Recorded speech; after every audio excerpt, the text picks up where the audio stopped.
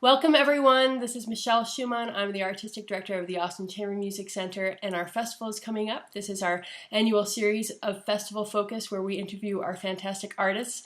I'm so pleased to have Ida Kavafian here with me, the legendary Ida Kavafian. She's going to be playing a recital with Peter Serkin on July 5th at 7:30 at Bates Recital Hall. So I'm so pleased to have you here. Thank you so much for joining me, Ida.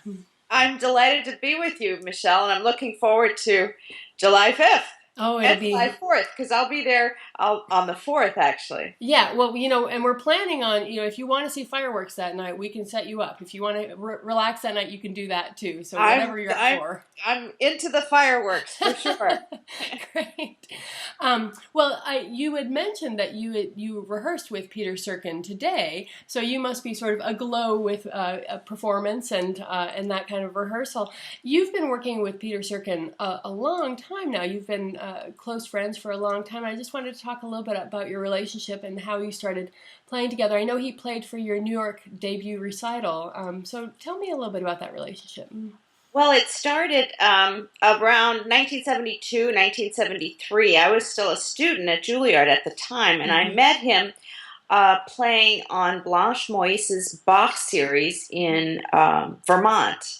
And shortly after that, he said, "Would you like to get together and read the Messiaen Quartet for the End of Time?" Not exactly a readable piece, but he said, I have some friends, and then I knew Fred Sherry, the cellist, and Fred knew the clarinetist Dick Stoltzman. Anyway, so we got together to play this piece, and it was a revelation to me. I didn't know it at all, and we said, well, that was fun. Maybe we should play some concerts, and then we became a group called Tashi. Right. And we played together for quite a few years, and then, as you mentioned, Peter played for my debut recital on the Young Concert Artist Series. And so we've been working together on and off since then. And I've always wanted to do Beethoven sonatas with Peter in a series. And so we cooked up this scheme a year or two ago. And we had played a recital more recently with a crazy difficult program with the Volpe sonata.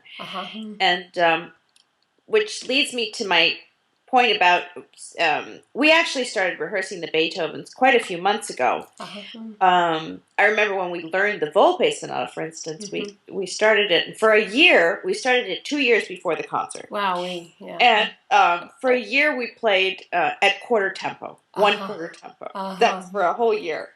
And then we sort of slowly worked up to the it's such a difficult piece. Yeah. Anyway, that was a project we did together a long time ago, and then again more recently. And the Beethoven, I hope that we'll be able to do more of them, but we started with this project of the Opus 30s. Yeah, and every single one of the Opus 30s, they're so great. I mean, Beethoven is great no matter what. But to me, it's always interesting when you do a series where you feature a certain opus because it just becomes so concentrated, the ingenuity he had and how he could make these sonatas so different from one another, and yet at such a high level at the same time, too. It is amazing how they really run the gamut. Number 6, the Opus 30, number 1, is such a sort of, I don't know, I think of it as a more gentle piece, a more pastoral piece, and just so beautiful. I think the slow movement of the Opus 30, number 1, is maybe my favorite Beethoven sonata movement. It's just so,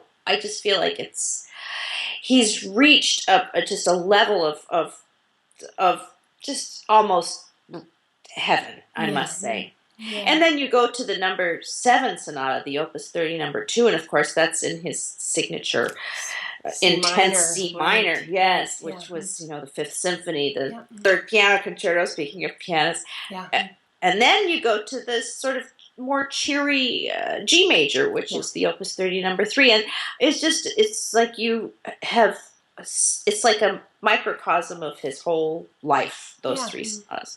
Yeah. Welcome, Chamber Music fans. This is Michelle Schumann. I'm here with the Austin Chamber Music Festival, and I'm so happy to be here with members of Mother Falcon. I have Nick Gregg here and Matt Puckett, and they are here to chat with us about their concert coming up during the festival.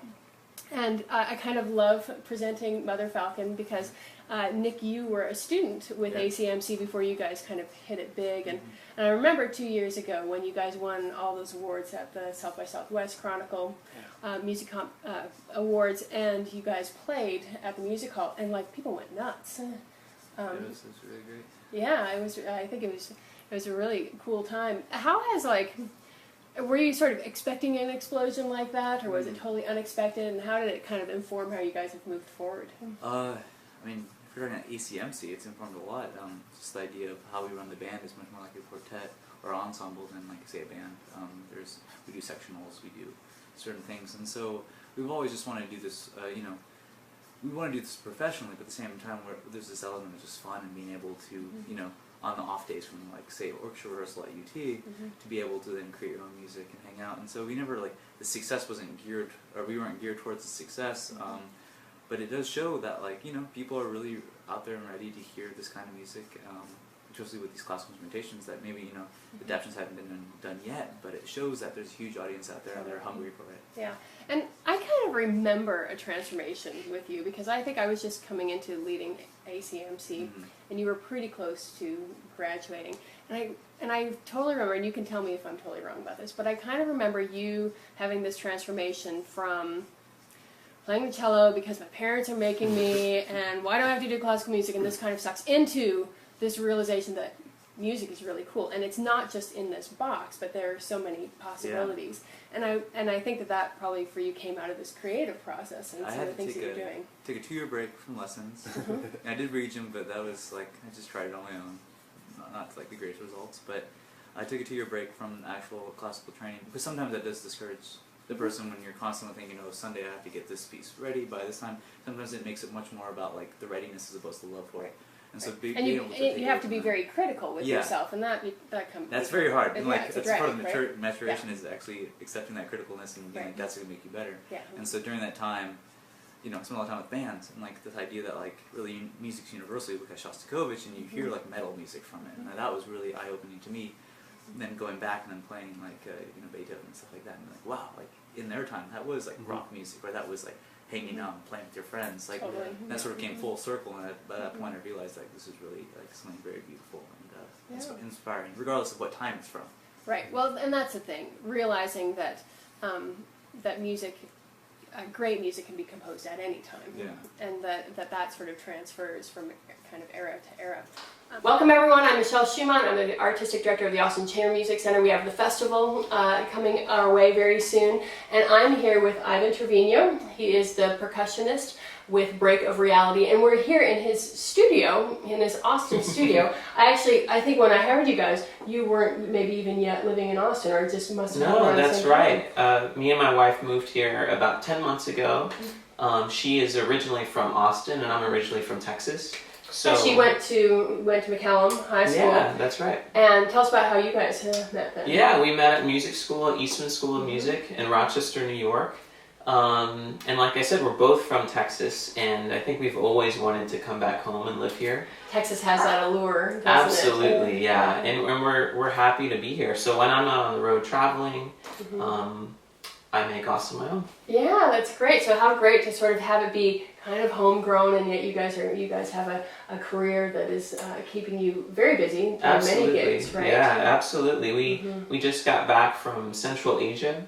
We were music ambassadors for the State Department. So we were there for a whole month playing music for people who don't really get to experience American music ever. Right. So yeah, our band, we're really lucky that it's taken us many different places, and we're really happy to be playing in Austin, and this will be our 4th show. Yeah, great. So tell me about how the band kind of came to be, because it's a really unique animal, right? It's its own thing. Oh, we're gonna have a little cameo appearance for your dog Sadie. Right. You probably can't see her, but you can hear her. You can pick her up and Okay. show her Well, when she comes does. back. Yeah, so yeah, tell me how the band came about and what you guys were interested in doing. Well, the band started now 11 years ago at Eastman, and it was really just we have interests outside of classical music, especially me and one of the other founding members, Patrick Laird.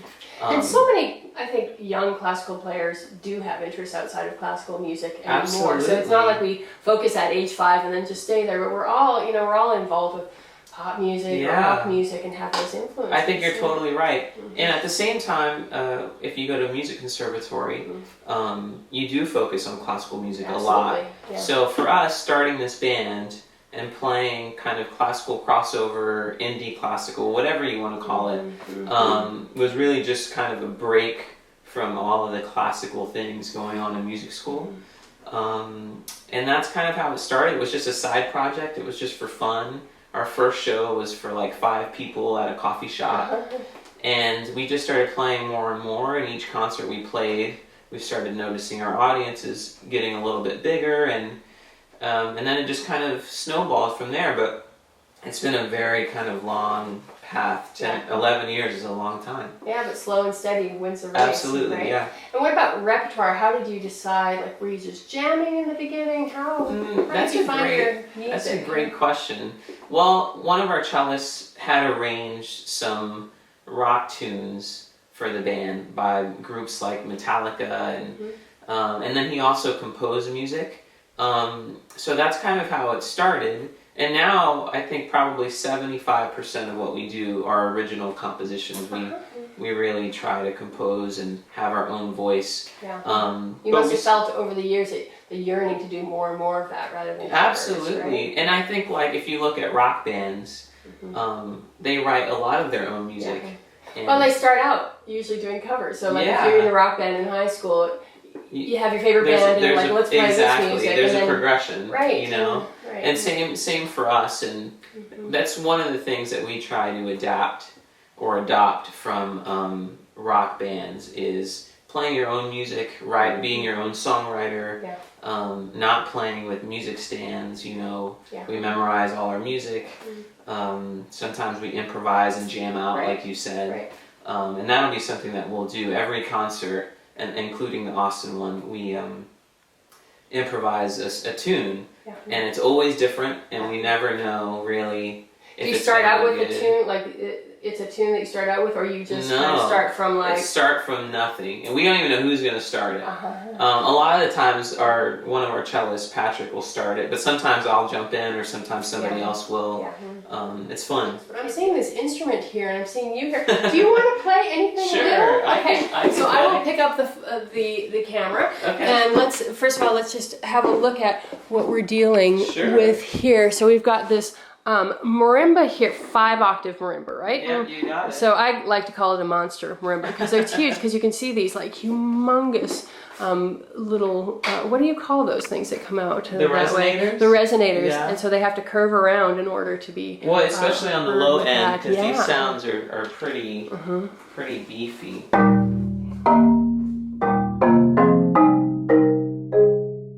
Lovely. Yes, please. Okay, here's a tune that I wrote, actually. It's called Anthem. I'll just play the intro.